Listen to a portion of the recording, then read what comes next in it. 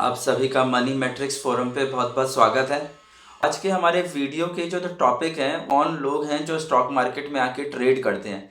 ऐसा उनके birth chart में क्या रहता है कि उन्हें ऐसी एनकरेजमेंट होती है कि वो स्टॉक मार्केट में आएँ और एक शॉर्ट टर्म या पार्ट टाइम या एक फुल टाइम ट्रेडर की तरीके से मार्केट में रहें।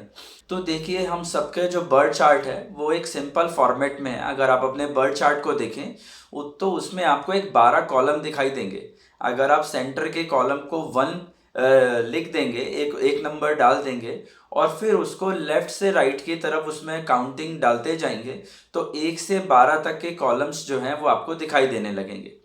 अब हमें सबसे पहले उसमें यही देखना होगा कि हमारे दूसरे नंबर के कॉलम में और जो 11वें नंबर का कॉलम है, सेकंड और 11th कॉलम जो है, उसके बीच में कोई पॉजिटिव रिलेशन है या नहीं। क्या उन दोनों के बीच का प्लैनेट जो है वो सेम है? क्या उनमें से एक का प्लैनेट जो है वो दूसरे हाउस में जाके बैठ गया है?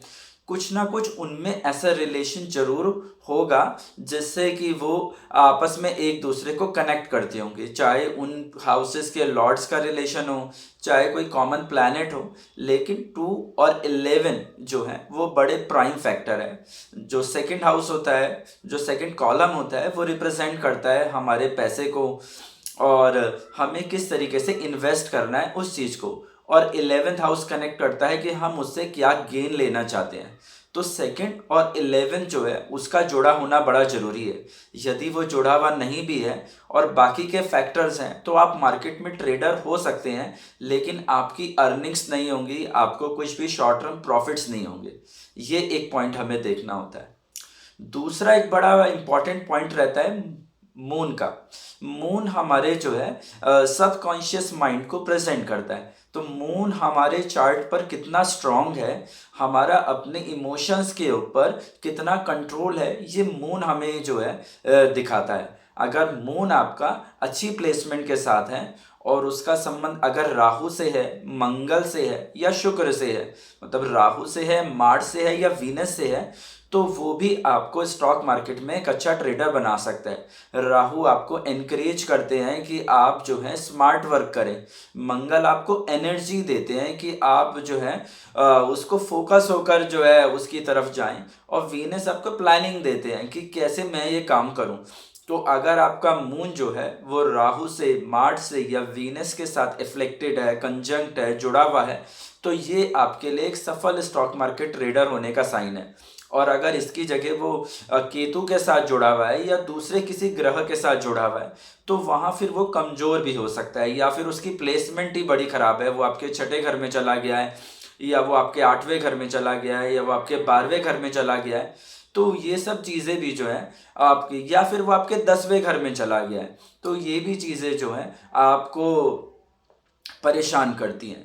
तीसरा बड़ा कारण जो है वो ये है कि जब भी आप ट्रेड कर रहे होते हैं, तो ट्रेड आपकी, अगर आप फुल टाइम ट्रेडर हैं या मैक्सिमम टाइम जो है वो अपना डे का ट्रेडिंग में इन्वेस्ट करते हैं, तो कहीं ना कहीं वो राहु के साथ जरूर कनेक्ट होगा। तो जहां भी आपके चार्ट में राहु है उसका कोई ना कोई कनेक्शन आपके 10th कॉलम से यानी 10th हाउस से जरूर जुड़ा हुआ होगा। या तो वो 10th हाउस को देखता होगा, या 10th हाउस का जो लॉर्ड है वो राहु के साथ जो है वो कहीं ना कहीं कनेक्ट होता होगा, या फिर राहु की कोई एस्पेक्ट पड़ती होगी। जैसे मैंने कहा, देखता होगा राहु, जैसे अपनी 5th एक्सपेक्ट, यानी अगर आप राहु से 5वां कॉलम गिने तो वो 10th हाउस को कनेक्ट कर रहा होगा, 7वां कॉलम गिने तो वो 10th हाउस को कनेक्ट कर रहा होगा, 9वां कॉलम गिने तो वो 10th हाउस को कनेक्ट कर रहा होगा।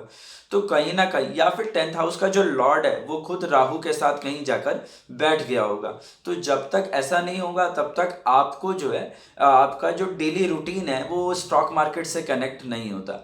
तीसरा एक चीज़ ये है कि कुछ लोग थोड़े समय के लिए ही मार्केट में आते हैं और फिर वो चले जाते हैं।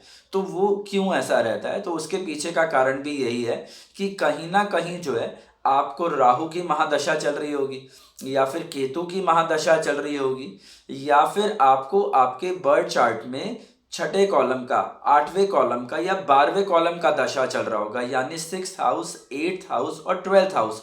क्योंकि सिक्स हाउस आपको कॉम्पिटिटिव बनाता है। आपको लगता है कि आप आगे बढ़कर जो है वो किसी भी चीज़ में इन्वेस्ट कर सकते हैं या ट्रेड कर सकते हैं, या आप कॉम्पिटिटिवली चैलेंज को फेस कर सकते हैं। तो बहुत सारे ट्रेडर्स मार्केट के ट्रेंड को चैलेंज की तरह लेते हैं। एट्थ हाउस जो है वो हमें इस तरीके के अदर इनकम्स देता है, चाहे वो लेजे से रिलेटेड हो या किसी और इनकम से रिलेटेड हो।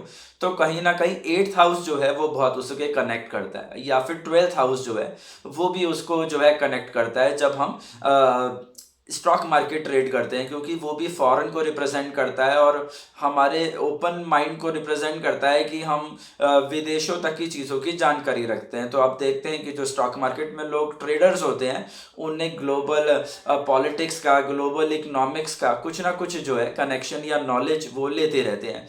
तो वो भी एक चीज़ है। या फिर कोई बड़े प्लैनेट, जैसे आपको जुपिटर गुरु की महादशा लग रही हो या शनि की महादशा लग रही हो, और उनकी अंतरदशा, क्योंकि उनकी अंतरदशा का जो पीरियड होता है वो भी रिमार्केबली बड़ा होता है, 2 साल 3 साल ऐसा रहता है।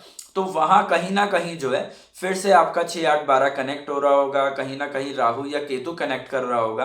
तो ऐसी दशाएं जो हैं वो आपको बाजार की तरफ ले आती हैं कि आप मार्केट में जाएं और कुछ ना कुछ जो है अर्निंग करें। एक और पॉइंट इसके अंदर आता है तिथि लॉर्ड। तिथि लॉर्ड क्या है कि जिस तिथि पे आपका जन्म हुआ उस तिथि का कुछ स्वामी है। वो जो स्वामी है, यदि उसका संबंध आपके बर्थ चार्ट के ट्राइन से कनेक्ट हो जाता है, यानी आपके फर्स्ट कॉलम से, फिफ्थ कॉलम से या नाइन्थ कॉलम से कनेक्ट हो जाता है, या फिर राहु के साथ कनेक्ट हो जाता है, या फिर उसका राहु के साथ साथ जुपिटर और वीनस के साथ भी कुछ कनेक्शन बन जाता है, तो फिर वो भी आपको जो है साइलेंटली एनकरेज करता रहता है कि आप मार्केट के अंदर कुछ ना कुछ इन्वेस्टमेंट करें या कुछ ना कुछ ट्रेडिंग करें।